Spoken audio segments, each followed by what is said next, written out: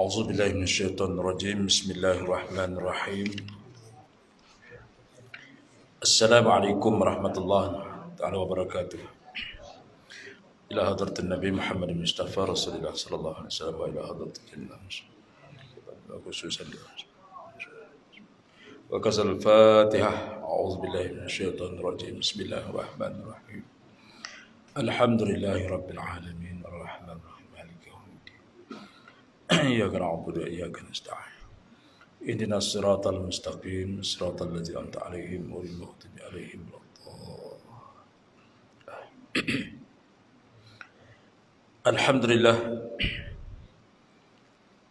الحمد لله رب العالمين وعاقبة المتقين ولا عدوان إلا على الظالمين، والصلاة والسلام على قاعد دعاه والمجاهدين وعلى آله وصحبه ومن تبعهم بالإحسان إلى يوم الدين. رب اشرح لي صدري ويسر لي أمري واحلل عقدة من لساني يفقهوا قولي. رب زدني علما وارزقني فهما. ربي يسر وتعسر والحمد لله رب العالمين. Yang dirahmati Tuan Imam, pengurusi dan seluruh ahli jawatan kuasa masjid, para ustaz, para alim ulama, muslimin dan muslimat, hadirin hadirat yang dikasihi dan dirahmati Allah Subhanahu wa taala.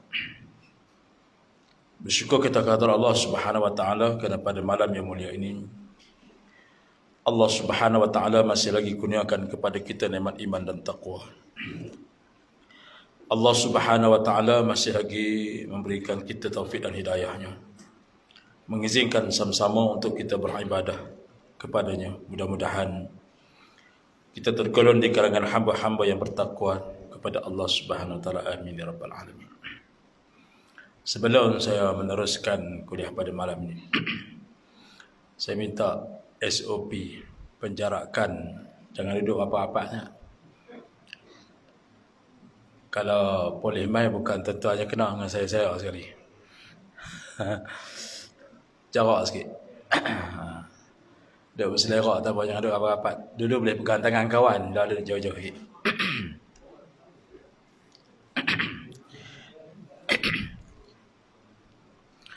Tak satu meter pun tak apa, tapi jarak lah kan. Jangan duduk belakang pada lutut. Semalam ada satu kes berlaku. Dia duduk dalam kuliah macam tu lah. Nak cerita je kebetulan boleh mai. Habis masalah kan. Jadi zamanlah kita terpaksa dalam keadaan SOP ni kita kena patuh lah. Alhamdulillah pada malam ini saya sambung balik siri yang kedua. Masih lagi membicarakan tentang wabak akhir zaman. Masih lagi membicarakan tentang Al-Futur, bab fasa yang kedua ataupun siri yang kedua. Saya sambung balik.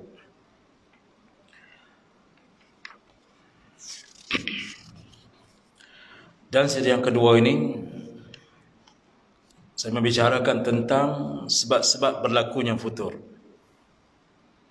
Di antara sebab-sebab yang mungkin meresap salah satu penyakit al-futur dalam diri seseorang ni,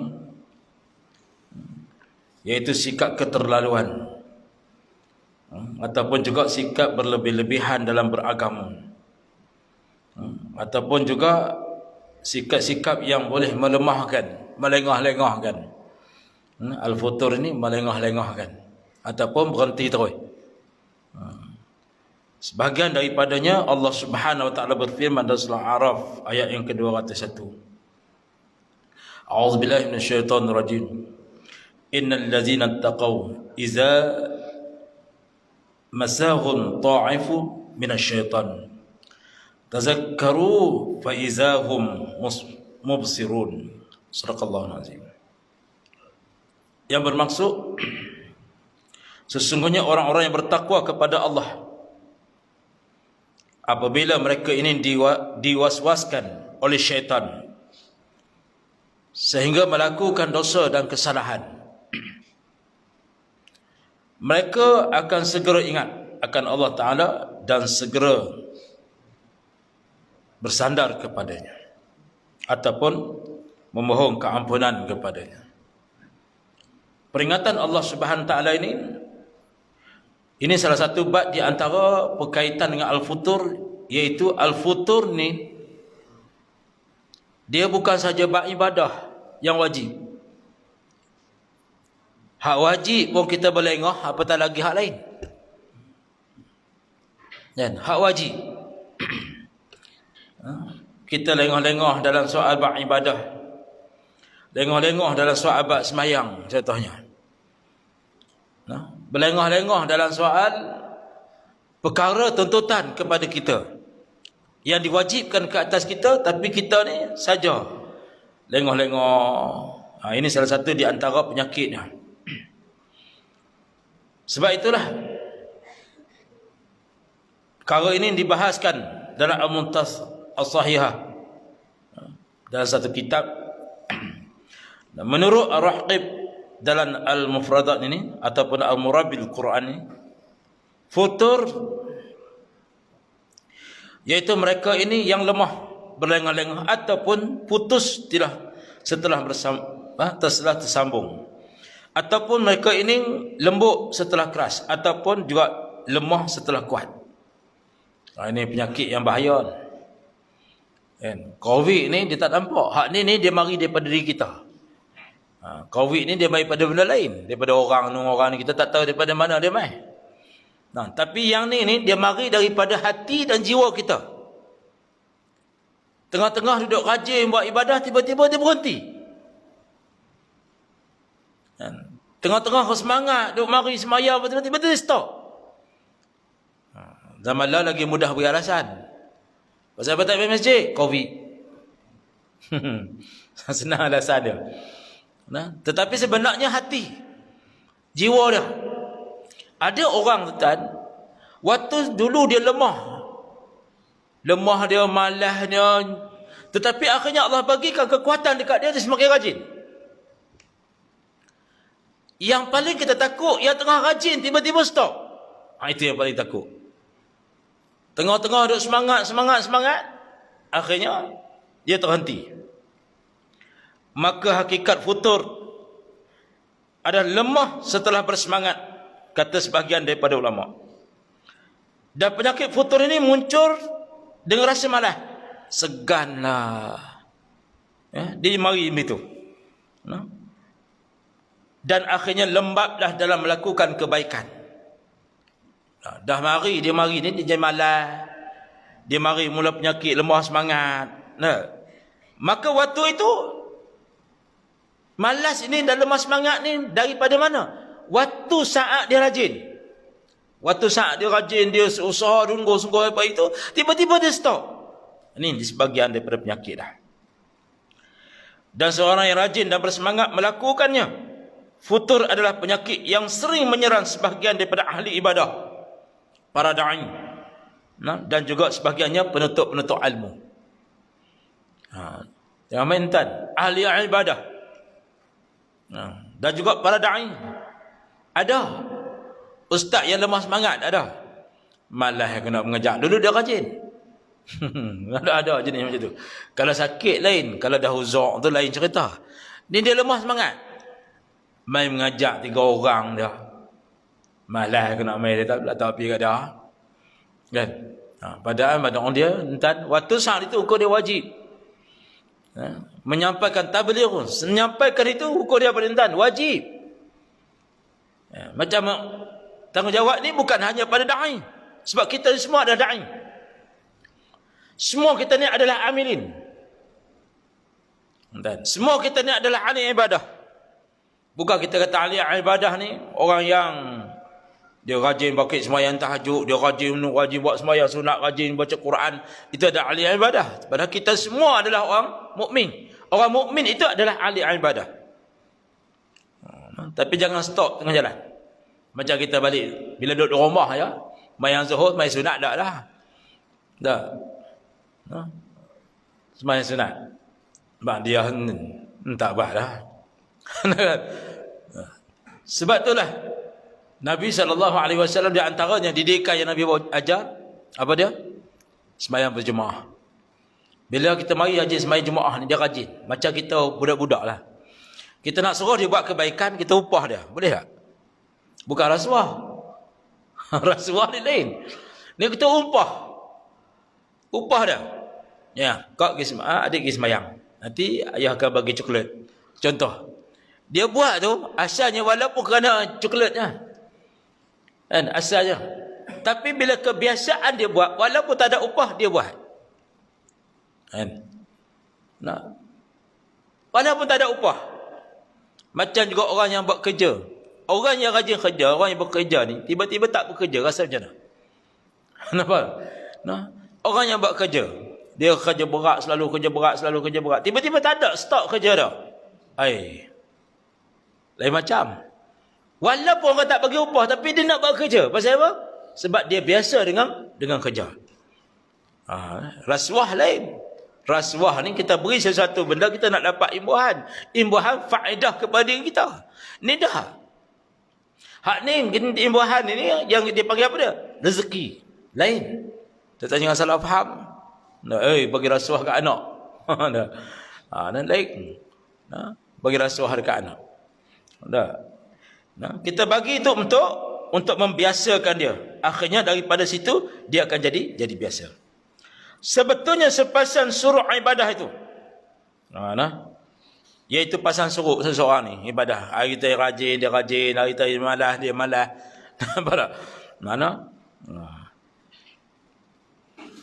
Yang ini ada seketul perkara biasa. Pasang suruh ni biasa, dia tak penyakit dia tu. Iaitu tak penyakit.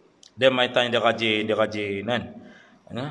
Cumanya beza dia, iaitu orang yang rasa sedih. Rasa apa? Rasa tak semangat.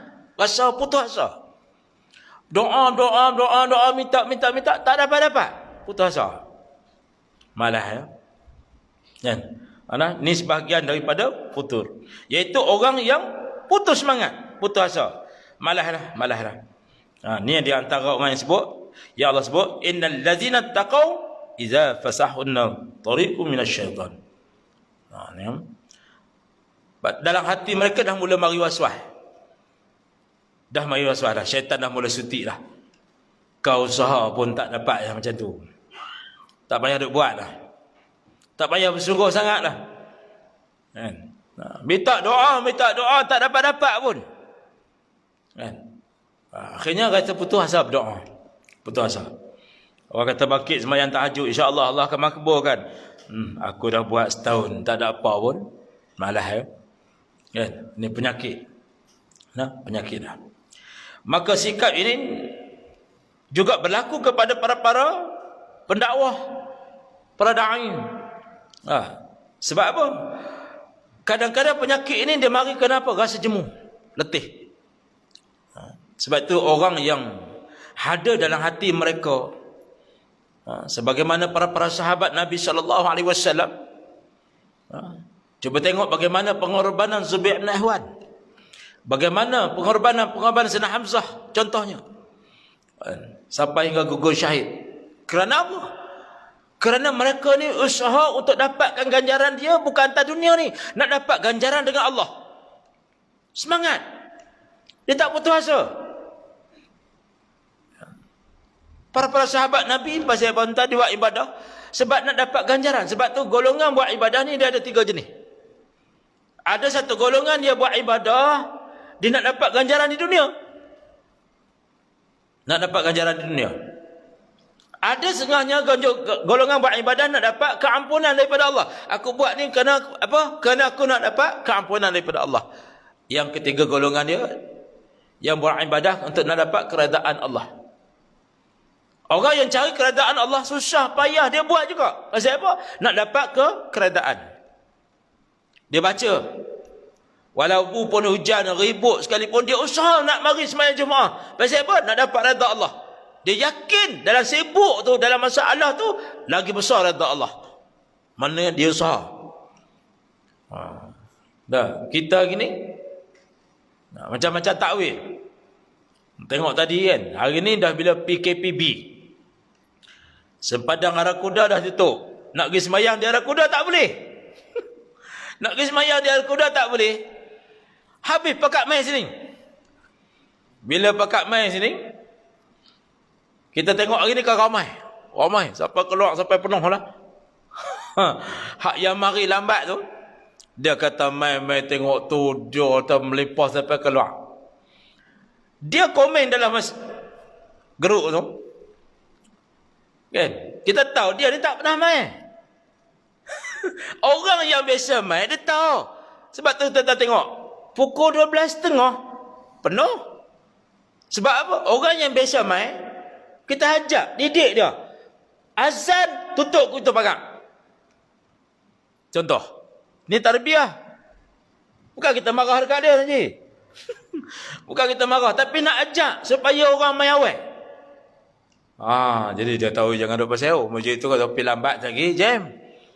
Kan? Pak kita ada tambahan satu lagi tu. Dia pakai kopon. Macam kita sembahyang Jumaat dululah pakai kopon. Tapi pakai kopon tu pun ramai. Bila ramai, dia pergi lambat. Bila dengar azan, dia pakai atuk. Sama juga. Alih-alih dia duduk pakai cari masjid. Duduk mesti tengah jalan. Pergi masjid tu tengok penuh. Pergi masjid tu tak boleh masuk dah. Pergi masjid tak boleh masuk dah, kali balik main zuhur rumah. Ini adalah tarbiyah. Jadi Jumaat ke depan ni, dia tahu dah. Saya tulis, saya tak tulis. Ada orang tukang tulis pula. Dia tahu, itulah. Pergi semayang. Sahih, pergi semayang lambat. Dia tulis. Sahih, pergi semayang lambat. Ada kuda tak apa, dia masjid besar. Pergi lambat tak apa. Dia duk kira pergi lambat. Jadi dia tak biasa dengan piawai. Bila pergi lambat ni, dia pipok kena. Dia balik dia tanya, dia cek. Dia takut balik main zuhur rumah tadi. 3 masjid aku pusing, semua tak boleh masuk. Pada Mekah. Saya tak tulis apa. Saya tengok duduk. Dia pun duduk apa, nulis dalam tu. Ni kata macam ni, ni kata macam ni. Lagi dia kata apa? Itulah, aku duk peringat dah. Ke depan ni, kena piawai sembahyang Jumaat. Pukul 12.30 tu kena ada dah di masjid. Ini di antara tarbiyah yang kita bentuk. Entah. Pasal apa? Ada di kalangan kita. Di kalangan kita tak buat macam tu. Dah, sampai ke doa dah. Allahumma fil muslimina wal muslimat. Baru start baru buka pintu rumah dia baru main. Mentang-mentang dia duduk kat masjid. Dia tak dengar khutbah, tapi dia tahu ayat yang akan baca penutup khutbah tu dia tahu. Itu hebat tu. Penutup khutbah tu dia tahu. Allahumma fil muslimina wal muslimat, mu'minina wal mu'minat. Tentu tu dia cam dah. Doa dah. Kena turun dah. Yang dia pun gedik. Nak jumpa tak sampai tu. Ibadallah. Nampak tak? Tu. Ada hak jenis macam tu. Jadi kita didik macam mana cara nak tarbiyah? Kunci pintu sebab tu bila saja laungan azan yang pertama. Dah, bila Allahu Akbar, gang tutup itu. Selesai. Jadi hak mai kemudian, mayanglah kat luar tu. Kalau nak mayang, kalau nak balik pun silalah. Dah, sebab kita dah amak dah. Sampai di masjid mesti sebelum azan. Lepas azan, hampa sembahyang kat luar. Ini tarbiyah dipanggil. Dah, biar jadi kebiasaan. Bukan zalim tuan. Tak zalim, kita tak halang orang sembahyang. Dah, PKPB pun tak halang orang sembahyang. Silakan. Silakan. Cuma PKPD saja tak boleh. D tak boleh. B boleh. Kalau 3 PKP lagi tak boleh. Langsung tak boleh. Nak faham tu. Nampak tak? D dah zon merah. Kunci terus, blok terus. Itu yang berlaku di Kuala Lumpur tu. Yang kes kawasan banyak. Ini banyak kes yang berat. Macam kawasan kita PKPB. Cuma retas daerah je. Bersyarat. Bersyarat. Ada surat boleh pergi. Sampai harus tak pun boleh. Tak ada masalah. Nak musinan kuning boleh, tak ada masalah. Syarat dia kereta 2 orang. Kalau jumpa dengan polis seorang lebih pun kena saman. Seorang lebih tak boleh. Kecuali bersyarat. Ada asbab tertentu. Sebab perekat macam tu. Siapa dia yang ajak ni semua ni? Ini tarbiyah yang langsung daripada Allah SWT. Allah tarbiyah kita. Lalu mentio. Pergi kedai je tengok tadi. Kan? Suami isteri makan semeja. Romantio. Lain macam aku tengok. Nampak tak? Dah naik kereta 2 orang. 2 orang je. 2 orang je. Nak buat anak pun tak boleh lah. Nampak tak? Romantik bukan senang nak cari macam tu. Jalan doa ya. Ya Allah. Zaman ni tidak sibuk dengan anak, dengan cucu lah, apalah. Nak ikut, orang nak ikut penuh kereta. Nampak tak? Lah kali makan meja masing-masing. Laki makan dulu, hak bini makan meja ni. Dah, nak cucu ramai. Lah ni tak ada orang, dua sepasang. Nampak? Ni tarbiyah. Nampak? Ni pun hikmah juga. Hikmah hantan. Nah. Baik. Mungkin ini juga adalah rahsia. Nah, yang mengapa Islam memberi amaran dan melarang secara jelas agar tidak keterlaluan dan melampaui batas dalam sesuatu perkara. Nabi SAW bersabda, "Iyyakum wal ghuluwan fil din." Jauhilah sikap keterlaluan dalam agama.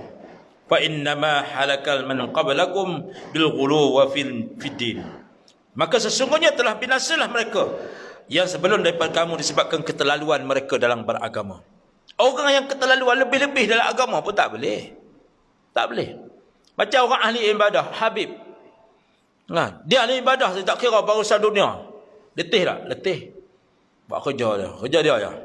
Tak boleh entah. Nah, sebab tu dia kaedah dia. Apa pusing lah lagi. Nampak hak yang tu. Dia rapat-rapat tu jeng ke. Dah, entah. Sebab tu kita kena jaga. Kadang-kadang yang melebih-lebih tu. Lebih-lebih. Rasa macam berpulung sungguh-sungguh. Akhirnya apa yang kita buat tu tak sampai. Tak mencapai apa yang kita nak. Maka waktu itulah dia akan timbul dalam hati dia apa dia? Rasa lemah. Nah, sebab itulah kaedah dia. Kita kena dalam kaedah ibadah ni dia bersederhana dan istiqamah. Bersederhana dan istiqamah. Nah, jangan lebih-lebih. Dah, macam orang zikir, mula-mula semangat ni. Buka tasbih, makin panjang tasbih, makin besar tasbih dah. Lama-lama dia jadi meluat. Nampak? Yang main tan. Nampak? Ada hadis bukan kata tasbih, zikir pun tak. Itu lagi bahaya tu. Banyak orang jenis macam tu, macam orang ambil tarekat. Tahu tarekat apa dah? Tarekat ni dia ada guru. Kalau tak mengaji bab tasawuf, bab tarekat jangan ada pandai-pandai kata, tarekat tu sesat. Tak boleh. Jangan hukum sesat. Melainkan ada fatwa yang meletakkan sesat. Jangan sembarangan kita tak tarekat ni sesat. Tarekat ni sesat. Ada juga kadang fatwa ni pun hak yang tak kena apa dah. Bukan maksud majlis fatwa tak kena. Kadang-kadang fatwa tu berbentuk balas dendam. Ada benda yang bersembunyi. Contoh yang saya nak buat, aurat Muhammadiyah dulu. Semua pakat kata aurat Muhammadiyah sesat. Padahal ulama-ulama pertahankan aurat Muhammadiyah. Contoh. Kan? Nasyabandiyah contohnya, tarekat. Kenapa banyak sangat nama dengan Nasyabandiyah apa semua ni? Cara amalan. Salah ke? Tak salah. Sebab tarekat ni sebenarnya dia mengikatkan kita dengan satu istiqamah yang berkekalan. Ada orang lari. Dulu kami boleh zikir. Nak habiskan bismillah 762 kali. Contohnya. 764 kali. Satu hari. Lepas tu ada orang nak habiskan Fatihah. Contohnya 1000 kali sehari. Mula-mula semangat lah. Dan orang tarekat ni dia tahu ada ayat-ayat yang perlu dia baca waktu tu. Kan? Macam kita pun hak yang kadang-kadang hak Imam Syafi'i ni. Subhanallah, alhamdulillah, akbar tu pun kadang-kadang tak buat. Subhanallah 3 kali. Lepas tu Allah akbar, alhamdulillah. Yang tu pun kita rasa macam berat. Kadang-kadang tak buat tak boleh. Kadang-kadang malas. Lainlah kalau ada kuliah ke, tak apa. Ni kadang-kadang ada hak yang tempat ada kuliah. Tok Imam tu dah lah dia baca lambat. Dia baca lambat. Dia baca meleret. Bismillahirrahmanirrahim. Bismillah baru. Bayar maghrib 3 rakaat. Kamu alhamdulillahi rabbil alamin. Macam sabaqah pula dia. Macam qari buat dia baca. Tak apalah. Habis tu sakit dia zikir panjang. Kan.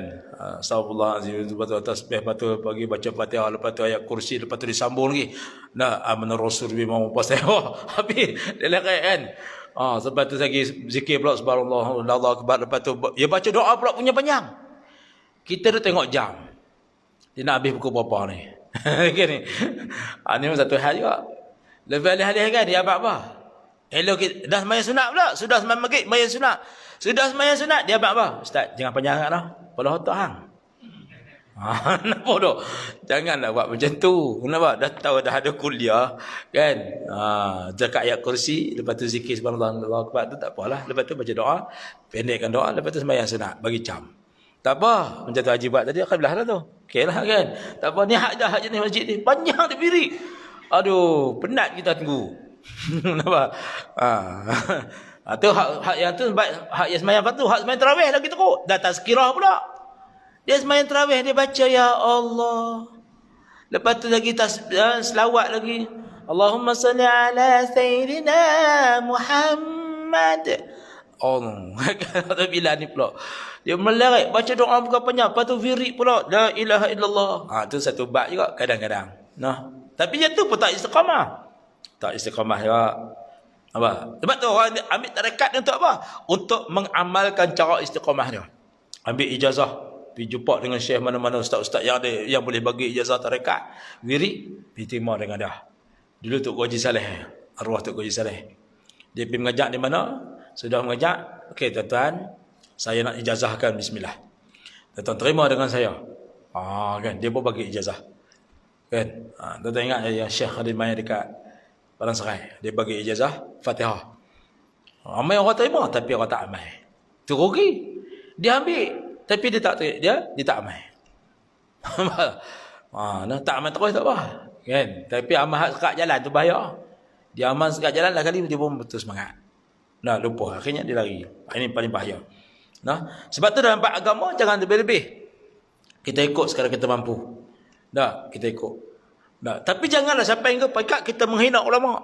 Jangan kita menghina sunnah Nabi. Kadang-kadang kita hina ulama, kita takut tuan. Pasal apa? Takut yang kita hina itu ada sunnah Nabi. Jam. Kita hina ulama. Kita tak suka dekat ulama ni contohnya. Macam lah ni orang duduk takwil tentang SOP. Adalah. Dia tentang kena faham. Ahli majlis fatwa ni, dia ada orang yang buat kajian tentang tu. Ustaz da'i ni, penceramah ni dia lain. Dia bukan majlis fatwa. Macam saya bukan ahli majlis fatwa. Saya tak boleh nak buat keluar fatwa. Orang yang keluar fatwa, nak buat keluar fatwa ni tuan-tuan bukan senang dia nak bincang. Contohnya pasal bab semayang contohnya. Bab semayang duduk atas kursi. Tuan-tuan tahu berapa tahun dia bincang? Majlis fatwa Kedah berapa tahun dia bincang bab tu? Pasal kes nak semayang atas kursi je, nak betul. Macam mana cara nak semayang atas kursi, dan macam mana orang yang boleh semayang atas kursi, macam mana cara nak mula dah. Oi tuan-tuan. Kita dengar mudah lah. Ada sebab tu kita kadang-kadang dengar, ustaz ni kata macam ni. Main pasal apa ni pula? Tengok majlis fatwa kata macam mana. Sebab apa? Daripada pakar-pakar bahagian tu. Ni pakar hadis, yang ni pakar rojokkan Allah akbar tuan. Hebat. Macam mana hak berlaku ni? SOP dia ada pakar dia. Kita kena rojok ke semua benda. Sebab benda ni benda yang di luar pemikiran kita. Tak nampak bayangan. Tak nampak apa dia. Apa dia yang kata COVID ni tu tak nampak. Tak nampak. Jadi benda tak nampak ni kita nak kata macam mana? Kita kena cari pakar dia. Orang ni ada bahagian dia. Dia bahagian ni, perubatan. Okey, kita baca KKM. Lepas tu MKN, bahagian keselamatan negara pula. Macam mana dia nak bezakan antara penyakit dengan keselamatan? Dia kena ambil kira. Macam cerita banjir lah. Rumah kita tak pernah kena banjir, tiba-tiba air naik.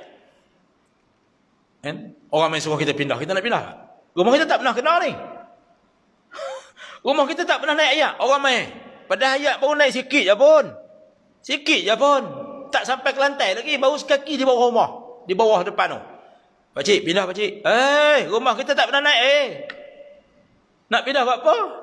Kita yang kata. Saya teringat kisah ni masa waktu banjir di Hak Teruk di Kelantan. Mula-mula kita pergi, ayat tu baru naik kat lutut. Rumah dia tinggi ni. Ayat naik sikit lah. Pakcik, pindah pakcik. Tak apa dia kata. Jangan takutlah rumah kita tak pernah naik air. Kampung kita ni tak pernah naik. Air naik pun dia tak sampai depan kat sungai tu. Jangan rumah kita tak sampai dia tak. Tak apalah. Kita pergi cari orang lain dulu. Lebih kurang 3 jam. Mari-mari air kat perut. Air dekat masa tu. Pakcik, pindah pakcik. Tak apa. Jauh lagi dengan lantai rumah. Baru sampai kat perut. Kata dia. Tak apa. Dia kata sekejap je. Sekejap dia seruk lah tu. Mai pula. Lepas lama tu mari tengok. Sekaki saja dekat dengan lantai dah. Hak bawah tak turun dah. Dah hapus kepala dah. Pakcik pindah pakcik. Tak apa. Tak sampai lagi lantai. Sekaki lagi bawah tu. Tak naik. Dia kata biasanya tak naik. Dia guna ayat tu. Duk lama tu. Kita pergi pula. Air kat lutut dalam rumah dah. Kata pakcik pindah pakcik. Tak apa. Sekali dia suruk. Rumah saya tak pernah naik air. Dia duduk bergaya tu. Daripada mula-mula yang kita mari hak air bawah kuku lali tu. Sampai ke lutut. Sampai ke pinggang. Tak, sampai hapus kepala kaki dengan lantai. Duduk guna ayat. Air tak sampai rumah dah. Mari sekali lagi. Cari rumah tak jumpa. Tak tahu. Nampak dia je duduk tak bumbung. Bye-bye. Pakcik, macam mana? Nak pindah dah? Waktu tu baru lah dia pun naik khabat, naik buk. Pindah. Nampak entan. Ego. Sombong tu. Entan. Tak mau ikut. Tak apa. Kita. Hak ni yang masalah ni. Bila orang buat SOP kata, tak payah ikut. Pasal apa ni sekolah nak kena tutup? Pasal apa nak kena buat SOP kerat sangat? Pasal apa? Ni, ada kat pokok ni. Entan. Bukan kata orang biasa. Wakil rakyat tu. Tak, kalau hak biasa, tak apa ni wakil rakyat. Bengong sungguh. Tak, sebab orang buat tu ada asbab dah. Ada benda yang perlu kepada benda tu. Ada asbab dah. Bukan saja-saja orang nak suruh tutup sekolah. Bukan saja-saja orang nak suruh duduk di rumah. Bukan saja-saja orang nak kurun. Tak ada Dan, tapi begitulah. Kerana manusia pasal apa? Dalam diri dia rasa hebat lah. Dia rasa hebat. Ini bahaya. Nabi SAW bersabda, halakal mutanata'una qad laha thalath. Binasalah orang-orang yang keterlaluan. Baginda ulang sebanyak 3 kali. Binasalah orang yang mereka ini berketerlaluan. Mereka ini orang yang ulun sangat-sangat dalam satu benda, akhirnya menyebabkan apa? Akhirnya menyebabkan dia ni, iaitu apa? Rasa kecewa. Kecewa. Rasa putus asa. Mereka ni. Dan satu bab juga. Al-Muta'antiyum. Mereka yang melibatkan diri dalam agama secara keterlaluan. Sama ada perkataan atau perbuatan. Sabda Nabi SAW yang bermaksud. Janganlah kamu membebankan diri kamu. La tushaddidu alal anfusikum. Janganlah kamu membebankan diri kamu. Fayusaddadu alaikum. Nanti ia akan menjadi beban ke atas kamu. Fa inna qauman syadadu alal anfusihim fashuddida alaihim. Sesungguhnya mana-mana kaum yang membebankan diri mereka, fatilka baqayahum fil sawami'i wad-din wad-dirat. Dan mereka ini apa dia? Dan mereka sesungguhnya telah dibebankan hasil daripada perbuatan mereka sendiri. Tengok entah. Ini Nabi sebut. Sebab tu Nabi, kita jangan sampai benda yang kita buat ini menjadi beban kepada kita balik. Letih. Sebab tu kita kena kerja berjemaah. Buat satu benda, buat jemaah. Urusan masjid, buat jemaah. Urusan surau, buat jemaah. Urusan masyarakat, buat berjemaah. Jangan beban seorang. Ni dia semua nak pegang. Dialah Tok Bila, dialah imam, dialah Tok Siak, dialah tukar sapu bincak, dialah tukar kunci pagar, dialah tutup lampu, dia semua. Akhirnya dia kata apa? Orang lain kalau tak ada dia, orang lain tak boleh buat. Ini bahaya. Bahaya.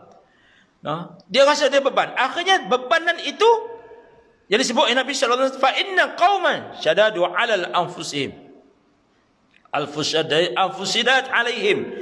Dan mereka ni, kaum ini yang membebankan diri mereka, maka sesungguhnya mereka akan dibebankan. Hasil apa dia? Hasil perbuatan dia sendiri. Bukan orang bebankan dia, ada.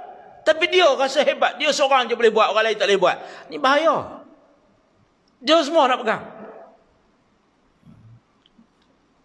Sebab tu ada orang tikai kan. Pasal apa? Dulu berbeza sangat dengan sekarang. Dulu Intan, kita tengok apa-apa berlaku dalam negara, siapa dia yang bertanggungjawab? Siapa yang jawab? Perdana Menteri lah. Lah ni tak. Orang yang berkenaan kita jawab bahagian dia. Orang berkenaan jawab bahagian dia. Orang berkenaan buat sidang media bahagian dia. Tak beban. Dia tak buat kerja seorang. Sebab apa? Dia percaya semua jemaah dia.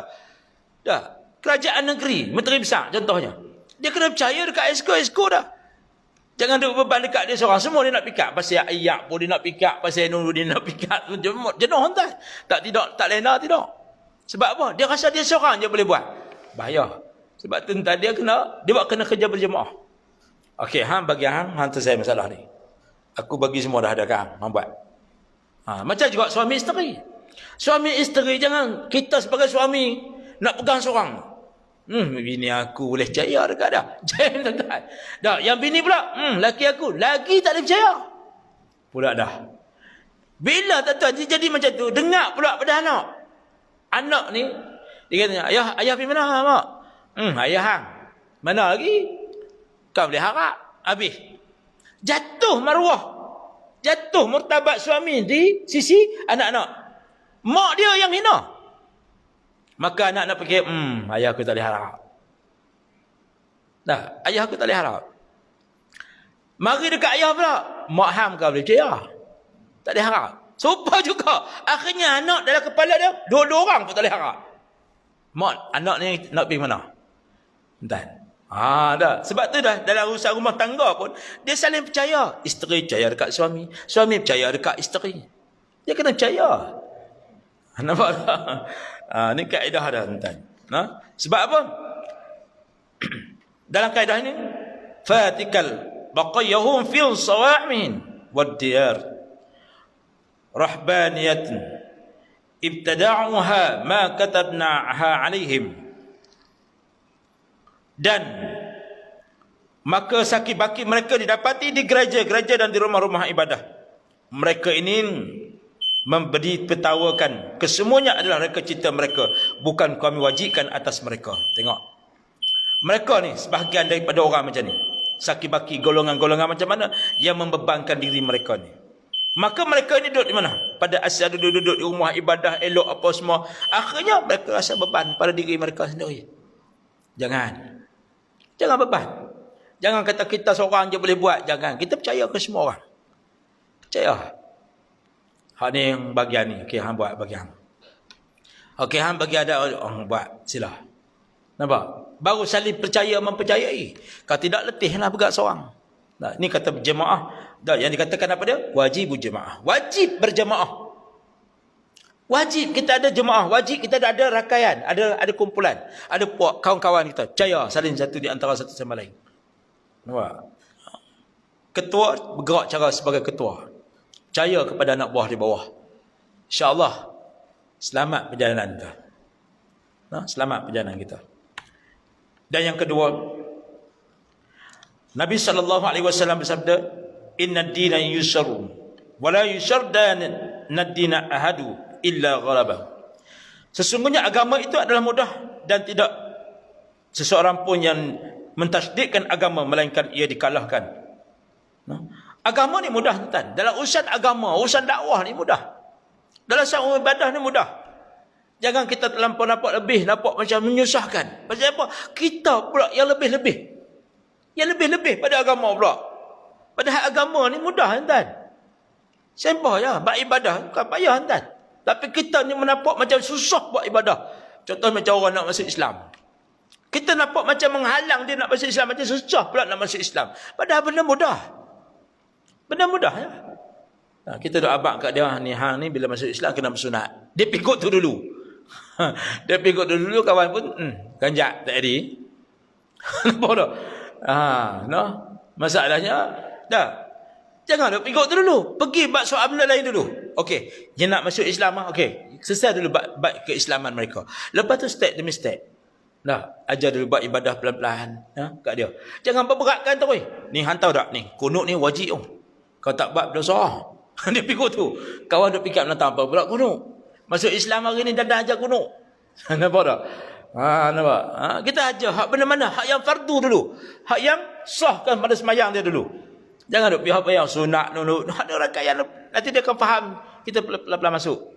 Itu kaedah dah. Macam kita ya. Dan damai ni bid'ah. Pening kita. Kok mana pula yang selama ni duk buat boleh lah ni bid'ah pula dah. Nampak tak? Ada hak mai ikut pulang tu. Dia kuno tak boleh ni. Ada marah sampai semayang belakang saya pun tak mau semayang belakang saya dah. Dia lunah Jangan semayang belakang ustaz dah. Dia bawa benda bid'ah. Apa dia? Semayang subuh baca kunut. Pula dah. Dia suka tuan-tuan. Ada sebahagian ni dia suka. Assalamualaikum warahmatullahi. Assalamualaikum warahmatullahi. Senyap. Dia keluar pelan-pelan duduk tu isap rokok. Ada. Ambil rokok pam-pam buah api. Mana yang afdal yang duduk tadi berzikir baca doa dengan yang duduk kat luar isap rokok? Saya keluar saya tampak tu rokok tu. Bubuh sebiji. Hak ni bukan haram, bukan kata sunnah. Hak ni haram jadah. Nampak tak? Hak yang tadi tu hak benda sunat, hang kata bid'ah. Tapi yang ni bukan kaitan dengan sunat. Ni tuan, dah lah isap rokok dalam masjid. Ada. Tampak bi. Amboi. Sampai nak salam pun tak boleh. Lah ni tak boleh salam terus. Duk tunduk macam Jepun. Nampak tak? Padahal tuan bersalam ni menggugurkan dosa-dosa. Tapi lah ni tuan nak bersalam. Ya Allah, takut takut. Dulu bersalam lama. Kata Nabi, selagi kamu pegang tangan saudara kamu, maka gugurlah dosa-dosa kamu. Lah ni nak pegang apa? Nak bersalam tak boleh. Yang silap tu yang seronok tu lah, nak salam tanya dulu. Boleh tak Ustaz? Saya tanya pula, nak salam dengan sunnah ke nak salam dengan bid'ah? Nampak tak? Ya Allah.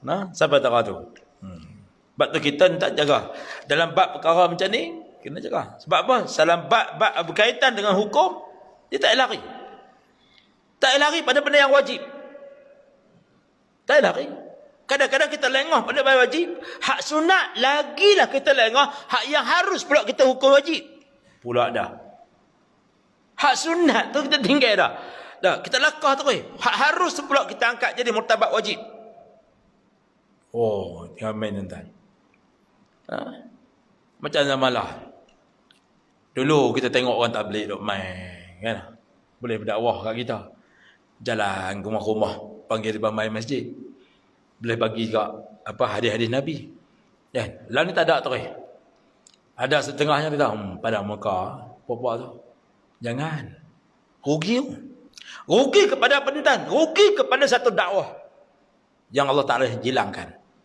Rugi. Satu kerja dakwah, kerja agama ni yang Allah Taala hilangkan atas dunia. Lah, orang tabligh tak negak tak boleh. Habis. Bukan kata kat kita, seluruh dunia. Ya Allah. Dulu kita dapat kat pahala orang main tikah di masjid kita. Ada masjid tak bagi terus. Kunci pintu. Jangan buka pintu, bagi peluang kat depan mai duduk.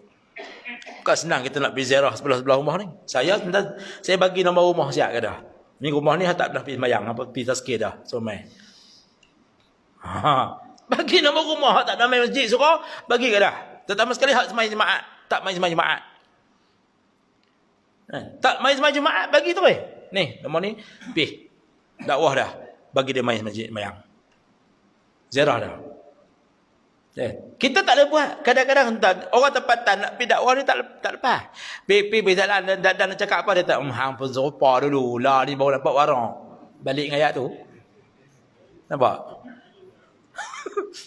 Tak ada nak cakap ajak pergi masjid dia tak hang pun serupa lah dulu lah nampak baik. Tak ada kata apa. Balik saja tak kata apa kita pun ni. Sebab tu pentingnya ada orang luar mai. Ada orang luar mai. Tak suruh. Kita dah Habuk masuk dalam mata, tak nak buang diri. Orang lain tolong buang. Keadaan dah macam tu. Maka yang tu yang pentingnya pada dakwah. Sebab itulah kaedah dakwah, kaedah dalam berkaitan dengan agama, dia ada kaitan juga pada satu bab lain pula. Sebab itulah dalam bab ibadah jangan kita tangguh tuan-tuan. Sebab rugi sangat-sangat. Dah. Harimatu qiyamul lail faratul ba'd zain. Kan? Contohnya kalau kita nak bangun malam, kata Imam dalam Imam An-Nawawi pernah sebut dalam satu kitab, dia kata apa? Orang yang sengaja tangguh-tangguhkan dalam kerja ibadah, contohnya bagi sembang tahajud. Tangguh, melengah-lengahkan. Dia pernah bagi semayang contohnya. Dia pernah buat satu kebaikan. Orang yang biasa didik hati dia nak buat kebaikan, tiba-tiba tak buat, dia rasa macam dosa. Oh ya Allah, aku hari ni tak sedekah. Tak senang duduk dia. Ada seorang hamba Allah. Hari Jumaat bila tu? Saya duduk sembang kat luar. Dia balik dah, main balik. Boti kelang kabut depan tu. Ustaz, dia berkucing gitu. Pasal apa? Saya lupa tadi. Tak sedekah, tak bubuhan tabung duit. Balik sampai ke rumah dah baru teringat. Patah balik main bubuh duit dan tabung. Ya Allah, tuan-tuan. Sebab apa? Hati yang dah biasa buat ibadah, dah buat kebajikan, dia tak senang duduk. Seronok. Dengar ya. Kadang-kadang ada orang telefon kat saya, Ustaz, bulan ni dah Ustaz perlu berapa duit? Aku nak bagi berapa? Ya Allah. Tuan-tuan, pantang minta di rumah sampai terus. Tu hebat. Macam kita bagi asnah baru ni. Kan? Asnah ni dia tak banyak, hak yang jabat zakat punya tak banyak lah. Sikit je kita dapat. Semalam kita bagi beras. Wakil-wakil taman pergi ambil. Kan? Ada orang tuan-tuan yang tumpang buat asnah. Tumpang buat. Ustaz, sebulan Ustaz kalau hak asnah ni Ustaz main ambil dengan saya. InsyaAllah ada puan saya bagi. Allahu Akbar. Ada. Macam mana itu saya berubat seorang budak. Dalam Korea kita lah. Budak tu umur 2 tahun. Nak kena operasi buah pinggang. Dia ada batu karang dalam buah pinggang. Tuan-tuan, budak kecil umur 2 tahun. Mula-mula dia ingat batu karang tu je. Rupanya dia ada satu ketumbuhan berlaku. Sis dekat sebelah tu. Nak operasi dia. Tunggu di hospital. Tuan-tuan tahu berapa lama? 3 bulan baru dapat giliran untuk nak operasi. Kita tak apalah. Saya kata bang, kalau perlu sangat, kita ambil swasta. Bincang dengan doktor hospital ni, memang doktor kata memang kalau nak tunggu memang lambat lah, tapi memang risiko tu ada kepada budak ni. Sebab dia benda ni bila lama tu dia akan jadi risiko lain. Dia kata kalau nak cepat boleh, tapi kena bayar mahal. Pula dah. Kalau nak cepat boleh, tapi kena bayar mahal. Saya tahu berapa kos? Lebih kurang dah 15,000. Terkejut. 15,000. Tak apa. Saya keluar, jumpa dengan seorang kawan doktor ni, bincang dengan dia. Lah kalau hospital swasta ni berapa? ANS harus start, pakar spesialis. Kita pergi sewa bilik bedah dah ya. Saya buat dengan kawan, buat bedahan. Buat pembedahan, sewa bilik bedah. Berapa? 5,000. 5,000 ya. Sewa bilik bedah. Calling sat lah, masuk dalam grup. Okey, siapa nak bagi sumbangan? Mai hantar kat saya. Nah, Ustaz, saya 1,000. Entah. Orang yang biasa buat ibadah, buat kebajikan. Allahu Akbar.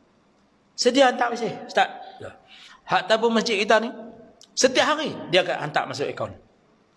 Ada dalam Korea kita ni, tuan. Setiap hari dia masuk 5 kupang. 5 kupang sehari.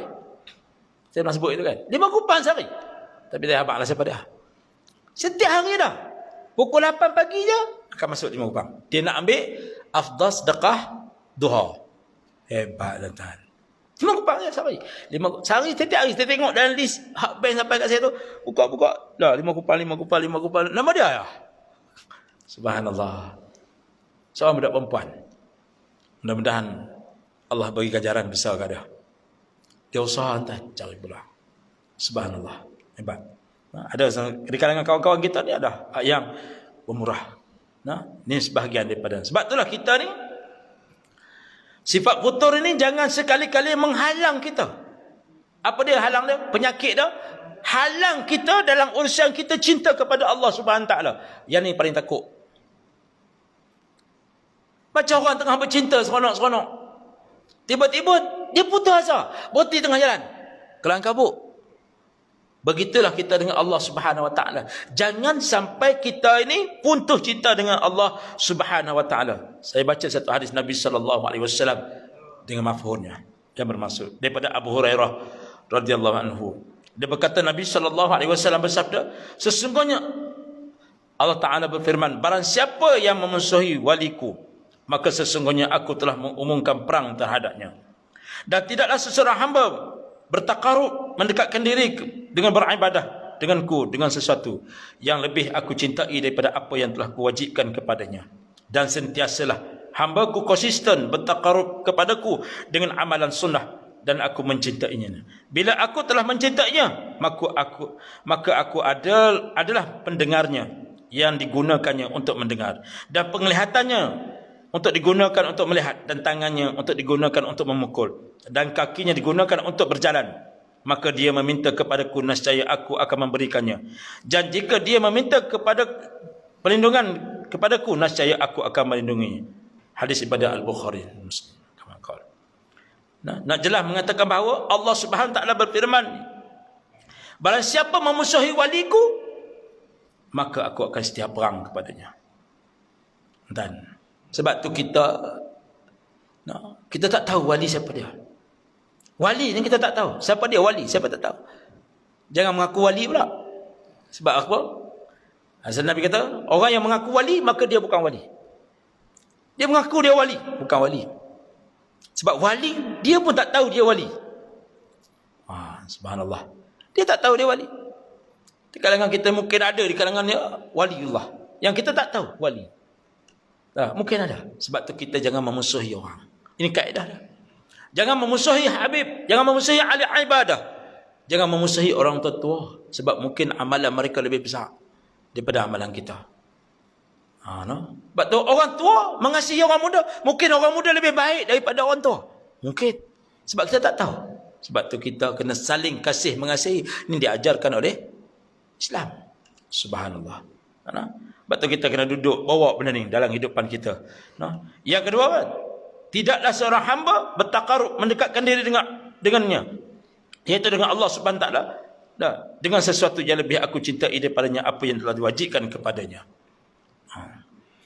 Mereka ini usaha mendekatkan diri dengan Allah, bukan hak setakat wajib. Hak sunat dia buat, hak sunnah dia buat, dia usaha. Hak harus dia buat. Pasal apa? Hak harus ada kaitan, kena gaya, dapat pahala ibadah. Makan pun harus, kena gaya makan, dapat pahala. Pakai baju, hukum dia harus ke wajib? Harus.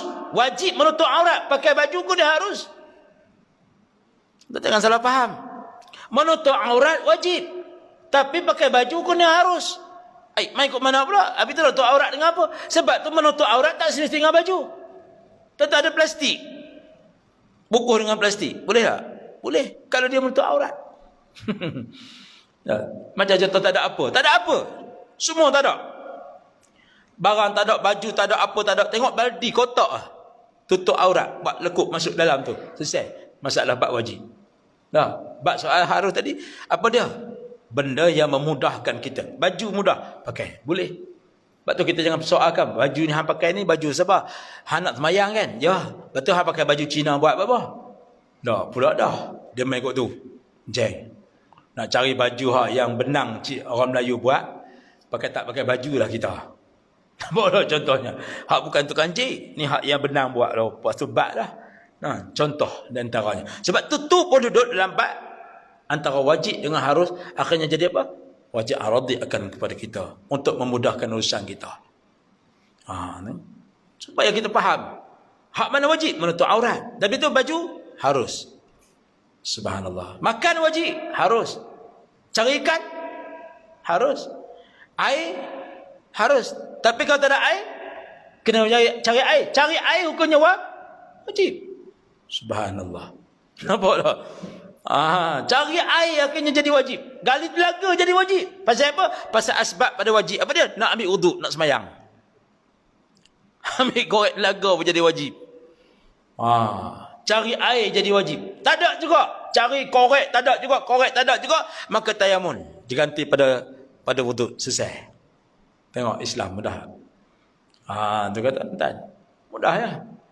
Dah, macam kita nak semayang, duduk lautan, tak tahu kiblat kok mana. Semayang wajib tak? Wajib. Walaupun duduk lautan. Habis tu kiblat tak jumpa cari ni. Kompas pun tak berfungsi dah. Kan? Kita ada 6 orang, ada 4 orang. 4 orang sesat dalam lautan, tak tahu nak pergi ke mana. Kan? Nak semayang ni. Dulu tengok tak atas. Matahari tak nampak. Apa tak nampak, malam gelap. Tak tahu nak semayang ke mana. Seorang ni kata ikut ni kiblat. Dia pun bayang ke tu. Hak ni pula kata duk main-main pikir ikut ni kiblat. Dia bayang ikut ni. Dah. Hak 2 orang lagi duk mendengar dia tak. Hak seorang ni kata ikut ni. Dia pun bayang ikut ni. Hak seorang lagi bayang ikut belakang tu. 4-4 sah tak bayang? Sah. Sebab dia yakin. Dia yakin. Hak ni yakin ikut ni. Dia buatlah. Sebab dia yakin ikut tu. Jangan duk keli. Hak ni kata dok ikut ni. Duk tekak lah kita tak bayang 4-4. Yang tu kita jadi masalah. Nampak tak? Sebab tu bukan satu benda yang berat. Tak ada tiket. Saya dalam duduk tabuk perahu kan. Bubuh kompas tengah perahu, tengah laut. Tak berfungsi tuan. Kompas tu. Tak, kok mana kiblat ni? Kata hak pemandu bot tu, dia kata Ustaz ikut ni kiblat. Kawan ni main pula dia kata Ustaz, betul ke ikut ni Ustaz? Saya rasa ikut ni. Sebab tengok matahari. Han jangan buat pasal. Han dah rasa yakin ikut tu, han bayang ikut tu. Aku yakin ikut ni. Bayang. Tengah-tengah dia sembahyang, perahu tu berpusing. Dia bergerak. Takkan nak bergerak cari kiblat. Kemayang je lah. La ilaha illallah. Nak bergerak pula kawan ni. Kawan ni duduk atas jadah. Berpusing. Lah kali dia sujud atas tu. Atas kobing lantai. Sudah saya beri salam tengok. Apa hal yang hambayang kot tu. Jadah ngadat kuning habis mayang atas tu. Dah itu kapal tu bergerak. Tahuan lah orang itu. Nampak tak? Tu kita kena belajar. Kaedah bagaimana kita nak semayang dalam keadaan macam tu. Begitu juga semayang dalam perang dan sebagainya. Ini sebahagian daripadanya. Sebab itulah kita orang yang ahli habib, ahli ibadah, carilah keredaan Allah. Usaha nak cari nak buat ibadah ni pasal apa? Aku nak cari redha Allah Subhanahu Wa Taala.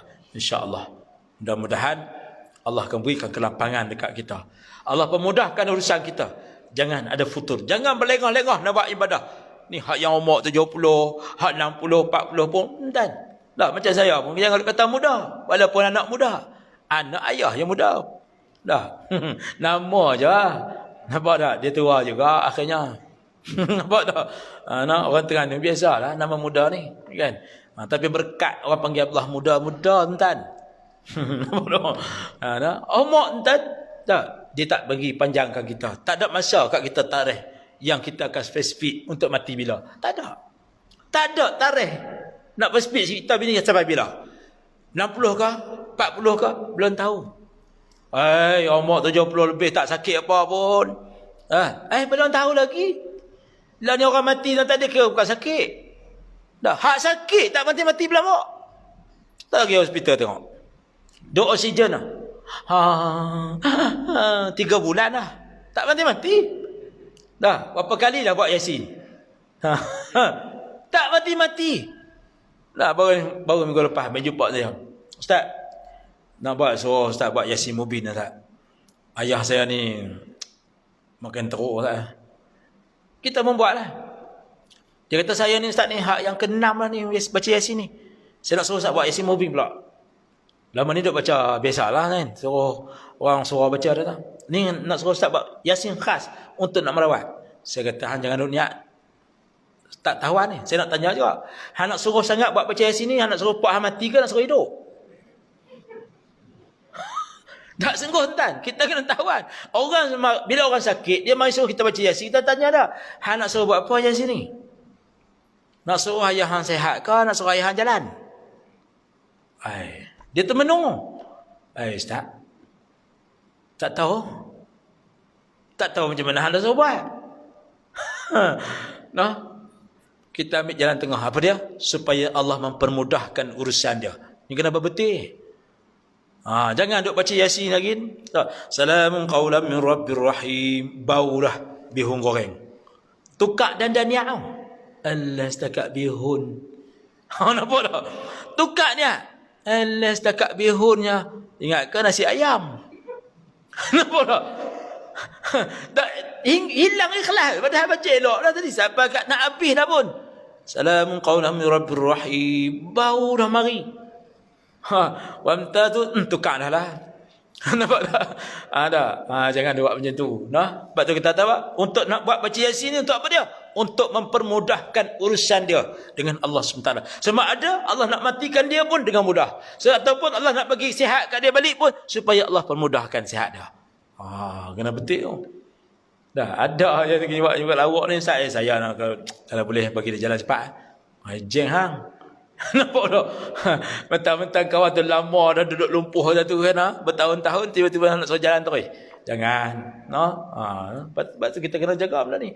Dah, atas apa dia? Ni yang kata nawaitun, niat kita. Dah, begitu juga ibadah kita. Jangan kita niat ni kita nak cari populariti, tak boleh. Akhirnya lemah kita. Tak ada orang sokong pun. Dah kali malas tak boleh entah. Nampak? Sokong ke tak sokong ke, tak ada jawatan ke ada jawatan ke, itu cerita lain. Kerja macam biasa. Hak tak ada jawatan, cara tak ada jawatan. Hak ada jawatan, cara ada jawatan. Tak ada masalah. Tak ada jawatan, alhamdulillah. Tak ada dah beban dekat aku nak tanggung. Hak ada jawatan, ya Allah, kau bagi jawatan dekat aku ya Allah. Ni beban besar ni. Nampak tak? Tuan, kena bayang tu. Nampak? Sebab tu kita duk peringat apa dah. Lah ni saya duk ulang apa dah. Saya pergi kuliah dalam Korea kita sebut apa? Hampa tahu tak? Kita lah siapa tak main sembahyang Jumaat, kita ada kubur khas untuk orang tak main sembahyang Jumaat. Lepas mula khiyau, oi, Ustaz, tak mana saya? Tu, Tan Tok Kon Siam. Silat-silat hari bulan. Hang tak mayang terus. Hang pi mayang tentu terus mayang dah. Tan Tok Kon Siam. Mau tak? Ustaz jangan ada pasal. Ni sebahagian daripada tarbiyah sentap yang kita bagi dekat apa? Entah, ada poin kita nak bagi. Ni, siapa tak main sembahyang Jumaat, tu kubur dia tentu. Nampak tak? Lama ni kita tak tahu. Orang sini pun tak tahu. Ramai orang tak tahu. Rupanya ada kubur khas orang tak main Jumaat. Mudah-mudahan yang baik daripada Allah SWT. Yang lemah nukuan ke saya sendiri. Semoga banyak-banyak. Kita sambung balik bab yang masih lagi Al-Futur. Membazir dan melampaui batas dalam menggunakan sesuatu yang diharuskan. InsyaAllah kita akan bincang bab ni pada kuliah yang ke depan. InsyaAllah kalau panjang umur. Kita jumpa semula insyaAllah. Marilah sama-sama kita dalam suasana COVID ni kita patuhi SOP. Dan kita dibenarkan, di Kedah kita dibenarkan buat kuliah. Cuma kehadiran tu dihadkan dan jaga SOP. InsyaAllah mudah-mudahan. Dan semayang buat ibadah pun insyaAllah. Cuma kenduri kenara tak boleh. Tuan-tuan nak buat kenduri juga, top up bubur dalam bekas, tak kat luar tu. Bagi dia bawa balik. Tak boleh makan kenduri. Di kedai pun boleh makan. Boleh kedai SOP baru, PKPB ni, boleh makan di kedai. Tapi 2 orang saja satu meja. Boleh makan di kedai, cuma 2 orang di satu meja. Boleh, tak ada masalah. Mudah-mudahan kita patuhi arahan yang dibuat oleh kerajaan, supaya kita sama-sama jaga. Sebab apa? Sebab COVID ni tak tahu. Dia tak tahu duduk di mana. Saat dia naik, saat dia turun, saat dia naik. Hari ni naik balik ke dah. Dah itu turun dah tu. Lega dah. Tak ada apa, 0 dah. Tengok naik balik. Subhanallah. Mudah-mudahan jangan duduk marah pula. Kata ni Sabah punya pasal. Tak kira lah ni mana pun. Sabah memang hak Sabah. Ni hak yang Negeri Sembilan makin duduk naik. Pulau Pinang pun makin naik hari ni. Turun dah, naik balik. Dia main ikut mana? Wallahu'alam. Mudah-mudahan sama-sama kita jaga. Dan kalau ada orang kampung kita kena, orang taman kita kena, jangan duk hina dia.